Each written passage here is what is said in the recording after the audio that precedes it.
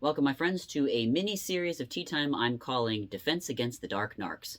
While in the process of making videos about my transgender experience and putting them up in a public forum, I'm bound to be subject to the full range of human responses, and this series, for which this video is part, is dedicated to comments I receive that make fantastic teaching tools on the toxic barriers and often narcissistic behavior that keeps us from making inter- and intrapersonal progress in life. Whether you're someone who has committed these toxic behaviors or someone who has suffered from them, my goal is to shine an analytical light on these everyday examples in the hopes that they become more visible and therefore easier to overcome in healthy ways. This comment, to give you a little bit of backstory, was posted on my video where I did a body language analysis breakdown of Elliot Page to determine whether or not I thought she was transgender. And it's becoming increasingly clear that within the LGBT community, and this may be true for other communities, I don't know, but especially this one I'm seeing, that there is this narrative that you're either with us or against us. And as far as the radical left, or what I prefer more to call wokeism, people who follow wokeism would believe, is that all people should be validated within their gender expression, transgenders and anybody else along that spectrum that isn't the heteronormative, and that anybody else who questions that or who goes in opposition to that is against the community and in their eyes are labeled as terrible people, must be destroyed, must be defamed. They employ some very toxic and destructive tactics. But almost always you can tell this type of individual if they throw out the label transphobic. And so this commenter was just one sentence. All that they could be bothered to comment was how incredibly transphobic and full of misinformation. What's pretty classic for this kind of person, this kind of narcissistic person, is that they will drop a comment like that because they were angry enough to do so. They were galvanized by their emotions to drop a comment, but they will make absolutely no attempt to be curious, ask questions, understand a little bit more.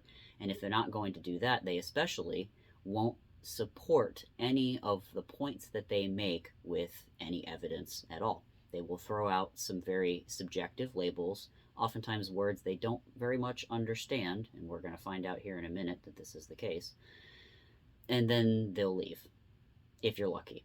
Oftentimes the abuse will continue if you engage them, and they'll engage in logical fallacies like ad hominems. They'll, defame your character. They will resort to name calling or cursing.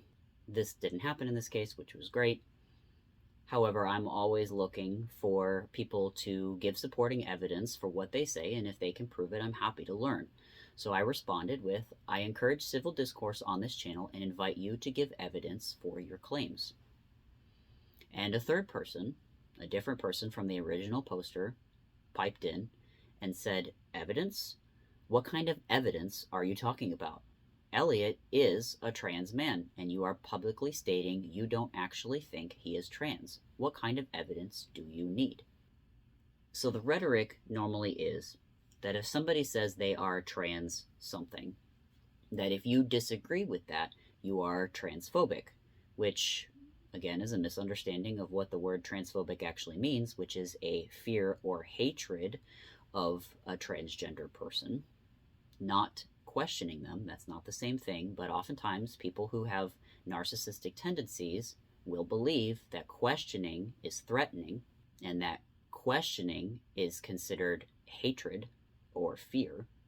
They conflate the two instead of understanding that there's a difference between questioning something and hating something.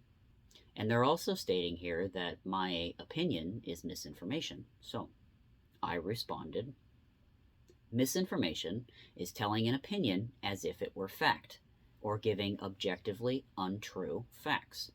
Giving an opinion and disclaiming it as an opinion is not. Opinions cannot be misinformation because information only deals with facts, per the actual definition of the word information. Because I do not agree that Elliot is transgender, this is not transphobic. Transphobia is a hatred or fear of someone just because they are transgender, something I am not exhibiting, and that transphobic label is thrown out there as an emotional manipulation tactic. Therefore, it's impossible that the original poster can actually support their claims because of the foundational flaw, the inference that opinions are information, which they are not. It's a common mistake made in language, and it creates problems, like people claiming that they should not give their oppositional opinions because it's harmful misinformation. If we cannot have these conversations, we cannot learn to improve. So that's something else to put in there too, is that a lot of people would not want to be seen as hateful or fearful, and so labeling somebody phobic is a way to emotionally manipulate them to gain compliance. So they throw guilt and shame at you so that you will comply with what it is that they want or whatever it is that they're saying. And again, here we have a very foundational misunderstanding of the words that are being used. And you cannot even have a conversation if you aren't using words per the definition of the word.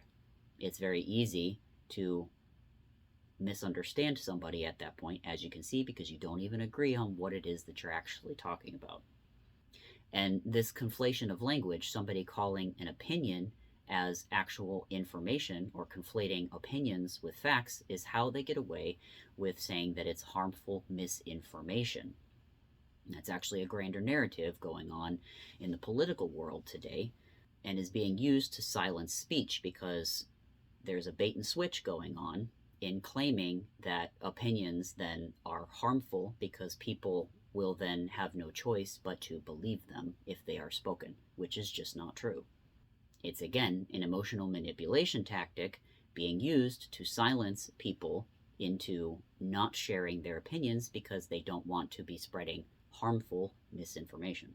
So you will see that tactic over and over and over again in especially wokeism and in the narcissistic toolbox. So having a clear definition of language goes a long way, and also putting up some barriers not to allow yourself to be emotionally manipulated in that way by someone are great practices to be able to defend against those tactics.